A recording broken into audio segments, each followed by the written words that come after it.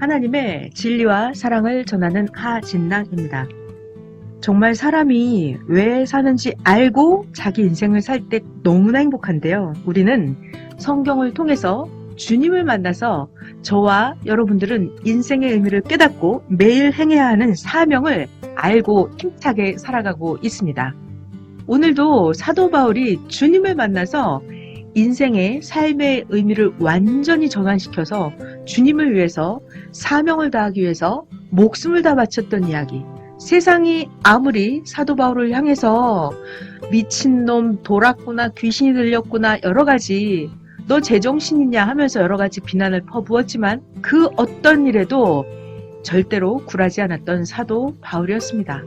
성경을 통해서 너무나 멋진 새 역사의 완성을 이루었던 사도 바울을 만날 수 있는데요. 오늘도 사도 바울 이야기 계속 전해드릴게요. 사도 바울의 성품은 어땠을까요? 사도 바울은 그리스도 예수님, 주님을 만나서 성품이 완전히 변화가 되었지요. 호련히 변화가 되었습니다.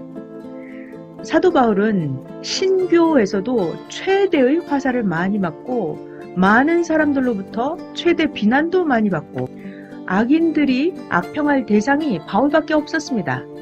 그래서 바울에게 모든 공격이 총 집중되었지요. 베드로에게 욕하던 것이 다 바울에게 가고 안드레에게 욕하던 것이 다 바울에게 가고 삭개오한테 욕하던 것이 다 바울에게 가고 구교인들이 신교인들에게 욕하는 모든 것이 바울에게 총 집중되었습니다. 시골에 가면 선악나무 밑에서 돌 하나씩 집어던지고 지나가잖아요. 그와 같이 바울이 돌 집어던지는 무덤이 되었습니다. 집에서 가정싸움을 하고 화가 나면 바울한테 몰아붙였습니다. 저놈 때문에 가정싸움을 했다고 했고요. 형제싸움을 하고 와서도 바울 저놈 때문에 형제싸움을 했다 할 그 정도로 바울을 표적 삼았습니다. 그런 가운데서도 바울이 신앙생활을 해왔습니다. 그야말로 선한 싸움을 한 것입니다. 그래서 바울이 위대한 영웅이 되었습니다. 자, 결국은 바울의 그런 정신과 사상이 우리들에게까지 미쳤습니다. 자, 우리도 바울 같은 사람이 되어야 할 텐데요. 하나님을 안 믿으려면 몰라도 믿으려면 바울처럼 이 정도는 믿어야 되지 않을까요? 사람이 인간 기질, 자기 바탕 성격을 고치지 못하면 성공을 못합니다. 성격을 고쳐야 됩니다. 바울 성격이 오죽했겠어요. 그런데 바울은 주님을 만나서 하나님 말씀에 부딪혀서 갖은 욕을 먹으면서도 모든 것을 견디고 이기는 호련히 자기의 성격이 변화되었던 것입니다. 또 하나 바울의 좋은 점이 있었는데 바울은 어떤 사람인가 하면 어떤 어려움을 당할지라도 바울의 이마나 얼굴에는 표가 나지 않았습니다. 특히나 바울이 환난을 당하거나 어려움을 당했을 때도 웃는 얼굴, 기쁜 마음으로 모든 복음을 소화시키면서 하나님의 일을 했습니다. 정말 하나님께서도 야, 바울은 진짜 위대하다 라고 평가하지 않을 수 없었던 그렇게 하나님의 인정을 받은 바울이었습니다. 자, 우리들도 바울을 닮아가고 싶어 하는데요. 바울하고 한번 각자 나 자신을 비교해보면 좋을 것 같아요. 우리들은 환난이나 어려움을 당할 때 우리들 얼굴이 어떻게 돌아가는지 한번 거울을 잘 보는 거예요. 환난을 당할 때 거울을 쳐다봐 보세요. 아이, 그러면 환난이 물러가냐고요? 그런 게 아니고요. 거울을 보면서 내 얼굴을 다시 보는 겁니다. 내가 환난 어려움에 빠졌을 때 내 얼굴 색은 어떤가? 이렇게 보는 거죠. 성경을 보건대 바울은 환난 속에서도 얼굴색이 아주 좋았습니다. 아주 극도로 곤궁에 빠졌는데도 바울의 얼굴은 기쁨, 소망, 희열이 넘쳤고 광채가 바라는 얼굴이었습니다. 찬미하고 찬양하고 기도하는 얼굴이었습니다. 그것이 바울의 신앙이었습니다. 사람에게 있어서 환경에 가장 많은 바람을 타는 게 있다면 어려움이 있을 때 우리의 마음, 우리의 얼굴을 보면 잘 알 수가 있습니다. 자, 그렇다면요. 바울이 늘 기쁨, 찬미, 찬양을 했고 찬송 기도를 했는데 그럴 때 바울은 아, 내가 찬송하면 문이 열릴 거야. 집까지 거 문이 안 열리고 백이겠어? 이런 생각으로 바울은 찬송, 기도를 했을까요? 아니면 에이, 그건 그렇다 치고 그저 하나님 믿는 일이니까 찬양해야지. 이러면서 찬양을 했을까요? 아니면 바울은 원래 평소 신앙이 그러니까 찬양해야지 하면서 찬양을 했을까요? 맞아요. 바울은 평소에 신앙이 원래 그러했다는 것입니다. 바울은 갇혀있으나 나와있으나 늘 기도하고 간구하는 것이 바울의 신앙생활 기본이었습니다. 우리도 바울처럼 어려운 일을 당하나 어려운 일이 없으나 항상 기쁨의 얼굴을 가지고 하나님을 찬양해야 되겠습니다. 바울은 어떤 사람들이 그렇게 바울을 괴롭혔을까요? 바울에게 아무것도 아닌 정말 강아지 새끼 같은 그런 사람들이 바울을 힐난하고 바울에게 무렴을 주었습니다. 바울을 악평했습니다. 바울을 죽일 놈이라고 했습니다. 감히 그런 말을 할 수 없는 처지의 아무것도 아닌 사람한테 바울은 그런 욕을 먹었던 것입니다. 바울이 승리의 길을 걸어가지 않았더라면 아마 즉시로 쫓아가서 멱살을 잡고 후드려 갈겼을 그런 상황이었죠. 그리고 거기서 바울이 말했을 거예요. 야, 나 로마인인데 너 맛 좀 봐라 하면서 정치적으로 충분히 압력을 넣을 수 있는 입장이었습니다. 일본이 우리나라를 다스릴 때 일본 사람이 우리 민족을 마음대로 했죠. 그런데 우리 민족이 일본 사람을 두드려 팼다고 해보세요. 그 이튿날 배견할 수 있을까요? 바울이 그와 같은 입장에 있었기 때문에 충분히 자기의 로마 시민권을 써먹고도 남음이 있었습니다. 그런 환경에 있었는데도 바울은 그것을 못 써먹었습니다. 써먹을 줄 몰라서 못 써먹은 것이 아니라 어떻게 하기 위해서 못 써먹은 거 하니 그것은 바로 바울의 말이에요. 내가 선한 싸움을 하고 나의 달려갈 길을 마치고 이렇게 바울은 늘 선한 싸움을 했다는 것입니다. 악한 싸움을 하지 않고 두드려 패려면 두드려 팰 수 있었고 조박으려면 조박을 수 있었고 발로 찰 수도 있었고 들이박을 수 있었고 찢으려면 찢고 혈기를 내길 원했다면 혈기를 내고 입에서 거품이 나오도록까지 해붙일 것을 다 해붙여 버리면서 할 수 있었지만 바울은 그렇게 하지 않았습니다. 바울은 참고 견디면서 그야말로 진짜 선한 싸움을 하면서 바울은 신앙생활을 했기 때문에 그가 표상적인 시대의 인물이 되었던 것입니다. 바울은 근신하고 또 근신함으로 절개 있는 선한 싸움을 했습니다. 어느 때는 참고 견디면서 어느 때는 혓바닥을 깨물면서 어느 때는 이빨을 갈아서 이가 부러질 정도의 사건이 있어도 이만 갈다가 끝내고 말았습니다. 바울이라고 해서 왜 부닥치는 것이 없었겠습니까? 더 혈기당당한 것이 있었지만 참고 견뎠습니다. 왜요? 모든 사람을 위해서 참고 하나님을 위해서 참고 세상을 위해서 참고 자기를 위해서 참았던 바울의 신앙은 정말 위대한 신앙이었습니다. 웃으면서 그리고 기뻐하면서 근신하면서 바울처럼 모든 사람이 울 때는 웃으면서 모든 사람이 웃을 때는 눈물을 흘리면서 나가는 그런 신앙사고를 가져야 우리 모두 승리의 신앙생활을 할 수 있고 선한 싸움의 신앙생활을 할 수가 있다는 것입니다.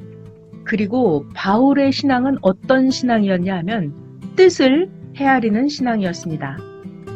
바울은 참으로 훌륭하고 위대한 길을 간 사람이었습니다. 바울은 하나님께는 서운한 게 없었을까요? 다른 사람의 병은 바울 자기를 통해서 하나님께서 다 고쳐주시는데 바울 자기 자신의 병은 하나님이 고쳐주지 않았습니다. 그랬을 때도 바울에게 서운함이 있었겠죠? 하나님이 왜 내 병을 안 고쳐주나? 이렇게 말해요. 그런데 알고 보니까 바울은 너무너무 충만해서 하나님께서 브레이크를 잡았다는 것입니다. 바울이 너무 병을 잘 고쳐서 그러니까 바울 지가 하는 것이 아니고 하나님이 하는 거다 라는 것을 깨닫게 하기 위해서 바울이 헤쳐나가는 모든 그런 환경 하나님이 계속 도와주고 그래야 되는데 이상하게도 바울이 가는 곳마다 어려움이 있고 절벽에 부닥치고 그랬습니다. 그럼에도 불구하고 바울이 일을 안 한 것이 아닙니다. 계속 소아시아를 돌아다니면서 전도하고 선교 활동을 하고 다녔습니다. 바울을 따르는 사람이 오죽이나 많았을까요? 따라가는 사람 중에서 바울 선생을 싫어했던 사람은 아마 없었을 것입니다. 그렇지 않겠습니까? 결혼 대상자가 없어서 결혼을 못한 것이 아니라 바울은 하늘의 심정세계를 깨닫고 하나님 뜻을, 주님을 만난 그 뜻을 이루기 위해서 수고하고 애쓰고 몸부림쳤던 사람이었습니다. 어느 때는 바울 밑에 있는 제자들이 찌그락찌그락 싸움을 했을 때도 바울이 처리를 하면서 가는 그런 입장이었어요. 바울은 극적인 이야기를 많이 하지 않았습니다. 그런데 신교인들은 극적인 이야기를 많이 했습니다. 바울은 모든 사람에게 상당히 합의적으로 그리고 협력적으로 말을 많이 했습니다. 자, 바울의 말투가 약해서 그런 것이었을까요? 그게 아니에요. 바울은 웅변술이 어마어마하게 아주 잘하고 웅변술이라면 둘째 가면서 어려운 사람이었죠. 바울은 극과 극으로만 연결되는 그런 언어를 쓰는 바울이었습니다. 욕으로 시작해서 욕으로 끝내고 쌍소리로 시작해서 쌍소리로 끝을 낼 수 있는 말을 할 수 있는 바울이었습니다. 그러나 쌍시옷 소리가 나는 그런 말을 잘 쓰지 않고 신앙생활을 했던 바울의 신앙은 정말 대단했던 것이죠. 그래서 사도 바울은 고린도전서 15장에 말합니다. 나는 매일 죽는다고요. 매일 바울 자기 자신의 사고를 죽이고 하나님의 사고로, 하나님의 생각으로 다시 살아난다는 뜻입니다. 사도 바울이 키가 크고 잘생겨서 강한 체력을 가지고 있어서 훌륭한 것이 아니고 바울은 오직 하나님의 뜻대로 살았다는 것, 이것이 너무나 훌륭한 것입니다. 예수님도 특별히 육체적으로 어떤 초인의 체구를 가져서 훌륭한 것이 아니고 예수님도 오직 하나님의 뜻대로 살았기 때문에 훌륭한 것입니다. 주님은 그렇게 키가 크지 않았어요. 주님은 얼굴이 너무나 잘생긴 그런 것이 아닙니다. 초인 같은 힘이 있었던 게 아니에요. 오직 하나님의 뜻대로 사는 그러한 삶인 것입니다. 사도 바울은 복음에 대해서 어떤 정신이 있었는지 같이 배워보실게요. 로마서 1장 6절입니다. 내가 복음을 부끄러워하지 아니하노니 이 복음 모든 믿는 자에게 구원을 주시는 하나님의 능력이다. 첫째는 유대인에게요. 또한 헬라인에게다. 사도 바울은 주님을 만나서 주님의 복음 역사를 이어받은 자입니다. 바울은 당대의 종교 지도자였고 철인이었고 종교가였고 사상가였고 웅변가였습니다. 비록 바울이 정계에 투신하지는 않았지만 정치에 아주 밝은 사람으로서 정치인답게 살았던 사람입니다. 종교적으로는 뿌리가 깊어서 바람에 흔들리지 않는 상목수 같았습니다. 뿐만 아니라 바울은 자기가 받은 그 복음, 주님의 말씀을 전하지 않으면 저주를 받겠다. 복음을 전하지 않으면 자기는 저주를 받는다. 이런 고백을 할 정도로 복음에 대한 애착심이 아주 강했습니다. 다시 말해서 바울은 성경의 절대적인 뜻을 깨닫고 있었습니다. 사도 바울이 복음을 부끄러워하지 않는 이유는 그 복음이라는 것이 믿는 자에게 구원을 주시는 하나님의 능력이 되기 때문이라고 분명히 말을 하고 있습니다. 우리들도 복음을 만났잖아요. 자, 이 복음이라고 하는 것은 인간의 영혼을 구원시키는 말씀이다. 이것을 믿을진데 내가 어찌 복음을 부끄러워하리요. 오히려 상대방의 영혼이 지금 이 복음을 갈구하고 기다리고 있는 것을 우리도 알아야 되겠습니다. 사도 바울은 자기가 받은 복음을 전하지 않으면 견딜 수가 없었습니다. 바울이 과거에 구약 종교에서 신세계 새로운 종교를 발견하기 전에는 율법적인 사명을 받았습니다. 그래서 과거 시절에도 바울은 대단하게 구약 종교에서 활약을 했었습니다. 그런데 이제 바울이 새 종교, 예수님의 신세계 종교를 만난 거예요. 자, 이제는 바울이 젖먹던 힘까지 목숨까지 다해야 되는 복음의 사명을 받은 것입니다. 그래서 바울은 복음을 증거하기 위해서라면 자기의 생명을 조금도 귀한 것으로 여기지 않는다고 했습니다.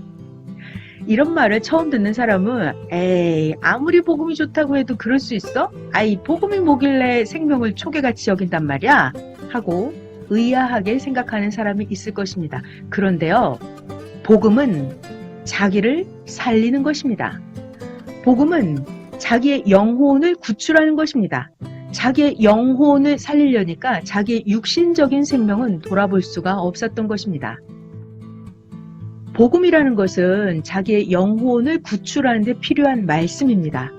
그러니까 바울이 나는 내 생명도 귀하게 여기지 않는다 했던 그 생명, 그 죽음, 그것은 육신이 죽는 것을 말한 것이죠. 영혼이 죽는 것까지 말을 했다면 말이 안 되지 않겠어요? 생명이라는 것은 사실상 천하를 주고도 바꿀 수 없는 것인데 아무 유익도 없고 무작정 생명을 내어던지진 않잖아요. 자기 생명을 집어 던져도 또 다른 생명이 살아나는 것이 있으니까 던지는 것입니다. 농부가 농사를 지을 때도 왜 썩는 것이 아깝다고 해서 씨를 안 뿌리면 안 되죠. 씨 하나가 썩어야 수백 배의 결실이 온다는 것입니다.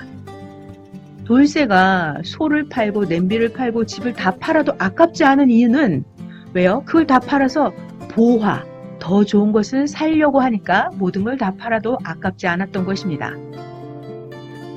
바울도 생명을 귀하게 보지 않았던 이유가 생명의 가치를 망각했기 때문이 아니라 자기의 영혼이 얼마나 귀한지를 알았기 때문이었습니다. 그런데 바울은 자기의 영혼이 주님을 만나서 복음 때문에 살았다는 것입니다. 그러니까 복음에 빚지지 않기 위해서 자기 육신이 죽는 것도 귀하게 보지 않고 복음을 전했던 것입니다. 하나님의 일이라면 물불을 가리지 않고 일을 하는 바울 선생이었는데요. 자, 우리가 어떤 흠집에 손을 대면 분명코 먼지가 묻고 때가 묻는다, 이것을 알고 각오하고 밀어붙이면서 건설을 하죠. 이렇게 바울은 자기에게 흠이 되고 악평이 욕이 올 걸 알면서도 신앙의 건축을 계속 했던 바울이었습니다. 사람들은 흑암에 사는 꼴을 보면 딴 사람들은 그냥 스쳐 지나갑니다. 그렇지만 바울은 그냥 지나갈 수 없는 그런 사고를 가지고 살았습니다. 우리도 주님을 만났다면 말이에요. 다른 사람들은 그냥 지나가도 되지만 우리들은 주님을 사랑하니까 그냥 지나가면 안 됩니다. 그냥 지나간다면 시대의 사람 노릇을 우리가 제대로 못하고 있는 것이죠. 시대의 주님을 만난 사람의 노릇을 제대로 하려면 그날 그 시간에 합당한 일을 하려면 그때마다 자기에게 닥친 일들을 서둘러서 꼭 감행하고 지나가야 되겠습니다. 바울은 자기가 닥친 상황에서는 무슨 일이 있어도 주님의 뜻을 꼭 행하고야 마는 사람이었습니다. 바울의 큰 업적은 전도 여행을 한 것이었습니다. 사도 바울은 새 역사를 깨달은 후에 복음 앞에 담대히 서서 자기 자신을 먼저는 사람 되게 만들었습니다. 그 다음에는 모든 사람들에게 복음을 전했어요. 다른 사람들이 복음 앞에 오게 하는 일을 했습니다. 바울 선생은 날마다 전도하면서 그들에게 복음을 가르쳤습니다. 자, 복음을 가르쳐주면 그들은 따라오게 되어 있습니다. 그런데 이 따라온 무리들을 관리를 해야 되는 것입니다. 처음에는 그냥 관리해도 되었지만 숫자가 늘어나니까 교회를 만들어야 했습니다. 처음부터 교회를 크게 잘 만들 수는 없었죠. 새빵살이부터 시작해서 점진적으로 회관들을 만들어 주었습니다. 그런 교회를 각 지역마다 만들어 주었습니다. 갈라디아에도 만들어 주고 고린도, 로마, 에베소, 데살로니가 이렇게 교회들을 만들어 주었습니다. 대도시에 하나씩 만들어 주었습니다. 때로는 그들의 교회가 커지게 되면 또다시 지교회를 세워주고요. 그래서 갈라디아에도 갈라디아 교회 하나만 있었던 것이 아닙니다. 갈라디아서 1장 2절에 보면 갈라디아에 여러 지교회가 있었다고 했습니다. 오늘날도 하나님의 역사를 펼 때 각 지방마다 교회들이 세워지잖아요.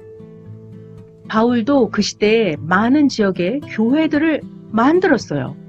교회를 만들어서 역사의 터전을 마련했고 하나님의 새 역사를 점점 넓혀 나갔습니다. 바울이 일평생 동안 한 일이 무엇일까요? 바로 새로운 복음의 말씀을 계속해서 전해주었습니다. 그리고 그 말씀을 듣고 따르는 자들을 위해서 방을 얻거나 회관을 얻어서 교회를 만들어주고 또 거기서 불어나면 확장시켜서 지교회를 만들어주는 일을 했습니다. 그러니까 바울의 사명은 평생 동안 가르치고 평생 동안 지도해야 되는 그런 사명이었던 것입니다. 또 바울의 업적 중에는 복음의 표상을 세워나갔습니다. 바울 곁에는 디모데와 실라가 있었습니다. 바울이 이 디모데와 실라를 아주 가깝게 잘 대해 주었는데 이들은 바울 앞에서 복음에 대한 견본적인 표상이었습니다. 바울이 실라와 디모데 이 두 청년에게 잘 대해주고 붙잡아주고 기도해주고 인도해주고 길러준 것 같이 다른 사람들도 그런 입장으로 대해주라는 목적이었습니다. 모든 교회들, 타 교인들, 타인들에 이르기까지 그런 식으로 잘 인도하고 지도해서 실라와 디모데를 만듦과 같이 만들려고 했던 것입니다. 사실상 디모데와 실라도 처음에는 찌그락찌그락하는 사이였습니다. 그런데 디모데와 실라를 하나 되게 만들고 이상적으로 만드는 일을 바울이 했던 것입니다. 하나를 데려다 놓고 가르치는데도 얼마나 어려운지요. 자, 그런데 사도 바울은 디모데를 데려다 놓고 가르칠 때도 오래 걸렸습니다. 그런데 몇 명을 가르쳐서 똘똘하게 100만 지도자가 될 수 있게 만들었다는 것입니다. 한 명을 가르쳐서 그가 100만 명을 가르칠 수 있도록 만드는 것이죠. 이것이 크다는 것입니다. 바울은 많은 사람을 전도했는데 전도할 때 핵심은 바울이 전하는 그 말씀이었습니다. 유대인들도 말씀을 같이 배웠습니다. 유대인들이 바울에게 말하죠. 야, 우리에게도 한번 가르쳐봐라.